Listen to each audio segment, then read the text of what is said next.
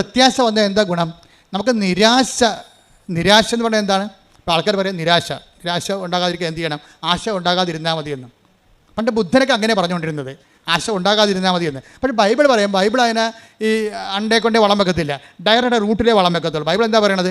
പ്രത്യാശ ഉണ്ടെങ്കിൽ സ്വാഭാവികമായിട്ടും നിനക്ക് നിരാശ ഉണ്ടാകത്തില്ല. എന്തുകൊണ്ടാണ് നിനക്ക് നിരാശ ഉണ്ടാകാത്തത്? എന്താണെന്ന് വെച്ച് കഴിഞ്ഞാൽ പരിശുദ്ധാത്മാവ് നിനക്ക് അറിവ് നൽകും. അതാണ് വിഷയം. എന്താണ്?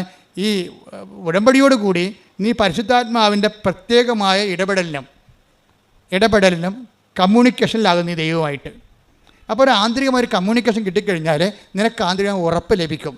ഇപ്പോൾ എല്ലാവരും കിടന്ന് വിഷമിക്കുമ്പോഴും ചില സ്നേഹബന്ധങ്ങളൊക്കെ ഉണ്ടാകുമല്ലോ.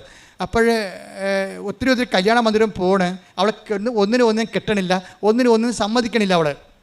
അപ്പോഴേ അപ്പനും അല്ലേ, അവളെ ഏറ്റവും അടുത്തറിയാവുന്നത് അവളുടെ ആങ്ങളൊക്കെ ആയിരിക്കും.